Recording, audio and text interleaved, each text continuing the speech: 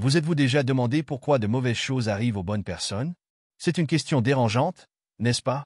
L'histoire de Job, un homme intègre qui a traversé des pertes inimaginables, nous oblige à affronter cette question de front. Et voici la partie que beaucoup n'attendent pas. Peut-être que la souffrance n'est pas l'ennemi, mais une porte vers quelque chose de bien plus grand. Alors que le monde tente de nous convaincre que la foi est synonyme de vie parfaite, Job nous montre le contraire. La foi véritable est celle qui reste ferme, même lorsque tout autour s'effondre. Maintenant, prenez un instant pour réfléchir. Que feriez-vous si vous perdiez tout? Votre travail, votre santé, votre famille? C'est terrifiant, je sais. Mais la vie de Job ne parle pas seulement de douleur, elle parle de la façon dont une foi solide peut nous transformer et nous conduire à une restauration dépassant toutes nos attentes.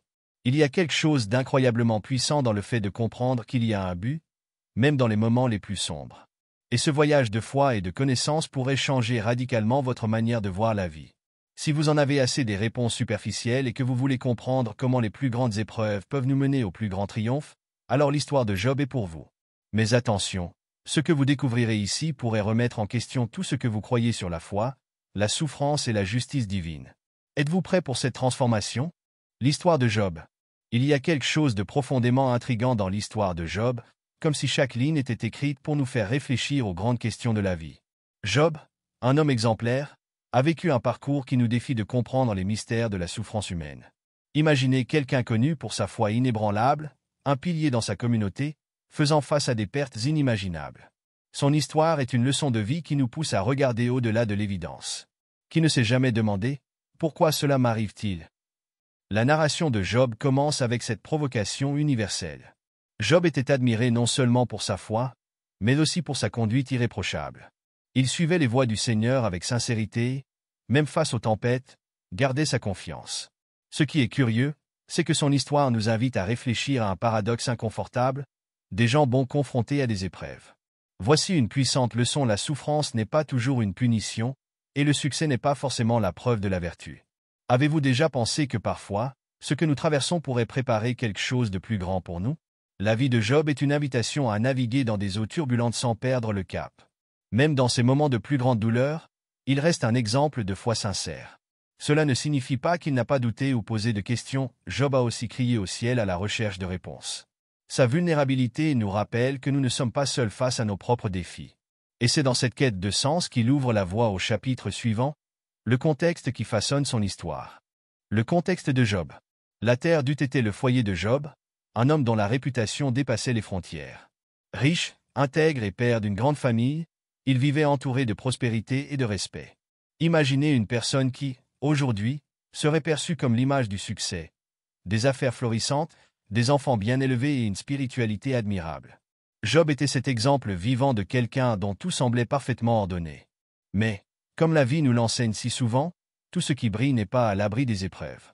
Job ne se préoccupait pas seulement de ses biens matériels, mais aussi de l'âme de ceux qu'il aimait. Il intercédait régulièrement pour ses enfants, offrant des sacrifices à Dieu, craignant que même leurs pensées puissent les détourner du droit chemin. Quel parent ne se reconnaît pas dans cette préoccupation constante pour le bien-être de ses enfants? La dévotion de Job nous rappelle que le véritable trésor de la vie ne réside pas dans les richesses accumulées, mais dans les relations que nous cultivons et dans la foi qui nous guide. Ce contexte apparemment idéal nous pousse à réfléchir: qu'est-ce qui nous soutient vraiment lorsque les circonstances changent? Job semblait vivre dans une bulle de bénédiction, mais cette bulle allait bientôt être mise à l'épreuve d'une manière que peu pourraient imaginer. Il est fascinant de voir comment le contexte de Job prépare le terrain pour le défi à venir. Après tout, le véritable caractère ne se forge pas dans la facilité, mais dans les flammes des épreuves qui l'attendent dans le prochain acte. Les défis de Job. Tout semblait calme dans la vie de Job, jusqu'à ce qu'une conversation céleste change le cours de son histoire. Satan, dans un défi audacieux, suggère à Dieu que la fidélité de Job n'est rien d'autre qu'un reflet des bénédictions qu'il a reçues. Enlève-lui tout ce qu'il possède, et tu verras s'il ne t'abandonne pas, insinue l'adversaire. C'est un débat qui dépasse la narration de Job. Jusqu'à quel point notre foi est-elle authentique? Resterions-nous fidèles même sans les conforts de la vie? Dieu, confiant dans le cœur de Job, permet à Satan de le mettre à l'épreuve, mais avec des limites bien définies. Ici, nous voyons quelque chose d'impressionnant. La souveraineté de Dieu n'est pas remise en question, mais il choisit de permettre ce défi comme une preuve de l'intégrité de Job. Ce moment nous pousse à réfléchir sur nos propres vies. Combien de fois affrontons-nous des épreuves qui semblent injustes, pour finalement découvrir des forces que nous ignorions. Job devient un miroir pour ceux qui affrontent les tempêtes de l'existence. Ce qui rend cette histoire si fascinante, c'est le poids de cette permission divine. Il ne s'agit pas de punition, mais d'une occasion de révéler quelque chose de plus grand. Tout comme Job, nous sommes confrontés à des moments où nos convictions sont mises à l'épreuve, que ce soit dans la perte d'un emploi, des crises familiales ou des problèmes de santé. Ces tests, aussi durs soient-ils, forgent le caractère et nous poussent à explorer l'inconnu, là où la véritable foi se révèle. Mais à chaque défi, une nouvelle couche de souffrance surgit, nous menant au chapitre suivant de son voyage.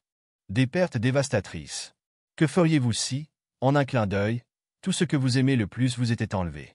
Job a affronté l'inimaginable, il a perdu ses biens, sa grande richesse, ses enfants et, enfin, sa propre santé. C'était comme si chaque pilier soutenant sa vie s'effondrait un par un. Il est difficile d'imaginer la douleur d'un père voyant ses enfants disparaître ou le poids de porter une maladie sans remède. Mais, même au milieu de la dévastation, Job n'a pas blasphémé contre Dieu. Sa foi était comme une racine profonde qui résiste aux tempêtes les plus brutales. La résilience de Job est un rappel puissant que la foi ne dépend pas des circonstances. Il n'a pas nié sa douleur, ni prétendu que tout allait bien.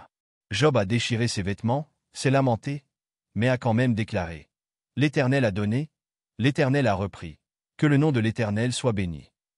Pour beaucoup d'entre nous, cette attitude semble impossible. Mais Job nous montre que la foi véritable n'est pas conditionnée par la prospérité ou le confort, mais par une confiance inébranlable en quelque chose de plus grand que nous.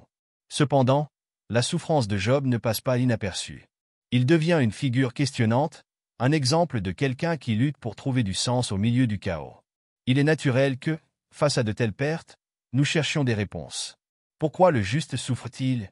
Y a-t-il quelque chose de plus grand derrière les douleurs que nous affrontons? À chaque larme de Job, la scène se prépare pour un débat profond, où même ses amis tenteront d'expliquer l'inexplicable. Un débat philosophique. Quand les tragédies s'accumulent, il y a toujours ceux qui essaient d'offrir des explications. Dans le cas de Job, ses amis Éliphaz, Bildad et Tsophar apparaissent avec des théories moralisatrices pour justifier sa souffrance. Tu as dû faire quelque chose de mal, insinue-t-il, comme si la souffrance était toujours une conséquence directe d'erreurs personnelles. Cette approche nous semble familière, n'est-ce pas? Combien de fois sommes-nous rapides à juger ce que nous ne comprenons pas, attribuant des fautes là où il n'y a pas de preuves? Mais Job, même meurtri, ne se contente pas de ces simplifications. Il insiste sur son intégrité, se défendant contre les accusations voilées de ses amis.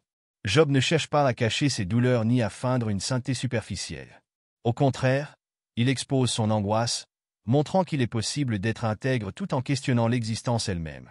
Son dialogue avec ses amis devient un véritable débat philosophique sur la souffrance humaine, la justice divine et les limites de la compréhension humaine.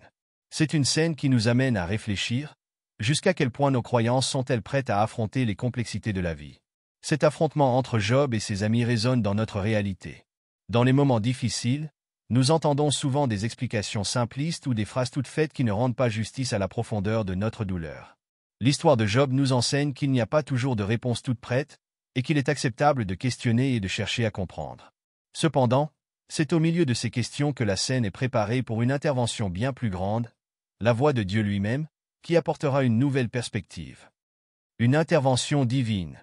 Après tant de questions, de débats et même de plaintes, le silence est enfin brisé, et pas par n'importe quelle voix, mais celle de Dieu.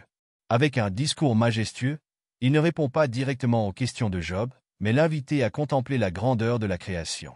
Où étais-tu quand j'ai posé les fondements de la terre? Questionne Dieu. Ces paroles résonnent comme un rappel de notre petitesse face à l'infini. Job, qui cherchait auparavant des réponses, est maintenant confronté à l'immensité de ce qui dépasse sa compréhension. Ce qui est fascinant, c'est la manière dont Dieu choisit de répondre. Il n'explique pas le pourquoi de la souffrance, mais révèle le qui derrière tout, un Créateur souverain, juste et incomparablement sage. Les paroles divines sont une invitation à ce que Job abandonne sa tentative de contrôler l'incompréhensible et fasse pleinement confiance au caractère de Dieu. Combien de fois nous perdons-nous nous-mêmes en essayant de tout comprendre, alors que la véritable paix réside dans la reconnaissance que nous n'avons pas toujours besoin de toutes les réponses. Ce moment d'intervention divine nous pousse à voir la vie sous un autre angle. Dieu ne minimise pas la souffrance de Job, mais l'inscrit dans un contexte beaucoup plus vaste, où tout fait partie d'un dessein qui transcende l'immédiat. L'humilité de Job face à cette révélation ouvre la voie à quelque chose d'encore plus profond, la restauration. Et c'est ce voyage de retour et de renouveau qui est sur le point d'être révélé. Restauration. Après toute la tempête, la vie de Job commence à prendre un nouveau tournant. Dieu, dans son infinie miséricorde, restaure tout ce que Job avait perdu et le bénit même avec le double de sa prospérité initiale. Ses troupeaux se multiplient, sa santé est renouvelée, et une nouvelle famille vient égayer ses jours. Ce moment dépasse la simple récompense, il démontre que la souffrance n'a pas le dernier mot. Pour ceux qui persévèrent dans la foi, il y a toujours une promesse de renouveau, même si elle se manifeste sous des formes inattendues. La restauration de Job est également un signe que Dieu n'oublie pas ses enfants. Il honore l'intégrité de Job devant les hommes, prouvant que sa foi a été mise à l'épreuve et approuvée. Imaginez l'impact de cette transformation sur la vie de ceux qui entouraient Job. Pour ses amis qui l'avaient jugé, c'était une leçon sur la grâce divine. Pour Job, c'était la confirmation que la confiance en Dieu, même dans l'obscurité, n'est jamais vaine. Ce retournement de situation nous rappelle que la souffrance peut être le prélude à quelque chose de plus grand que ce que nous aurions jamais imaginé. Mais ce qui est le plus beau dans la restauration de Job, ce n'est pas seulement la richesse ou les biens qu'il récupère, mais le renouveau de sa relation avec Dieu.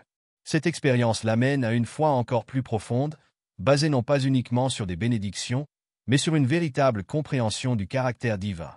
Cette restauration finale nous pousse à nous demander, sommes-nous également prêts à faire confiance à Dieu, même lorsque tout semble perdu?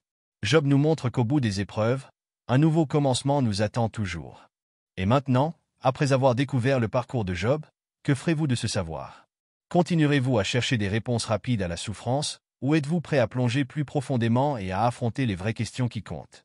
L'histoire de Job nous pousse à penser au-delà de l'évidence, à renforcer notre foi et à croire que même les moments les plus sombres ont un but supérieur. Si Job a pu préserver son intégrité au milieu du chaos, qu'est-ce qui nous empêche d'en faire autant? Réfléchissez à cela. Qu'est-ce qui, dans votre vie aujourd'hui, a besoin d'une restauration? Votre foi? Vos relations? Peut-être même votre propre vision de Dieu? Commencez petit, mais commencez. Lisez le livre de Job, méditez sur ses enseignements, et appliquez ces leçons à votre quotidien. Croyez que chaque épreuve peut être une opportunité de grandir et de se transformer. Et encore plus, partagez ce message avec quelqu'un qui en a besoin. Vous ne savez jamais à quel point vous pouvez impacter une vie. Maintenant, ne laissez pas cet apprentissage s'arrêter ici. Abonnez-vous à la chaîne, activez les notifications et continuez votre voyage de connaissance et de foi. Ici, nous explorons ensemble les vérités qui changent des vies et défient les perspectives. Alors, quelle sera votre prochaine étape? La décision vous appartient.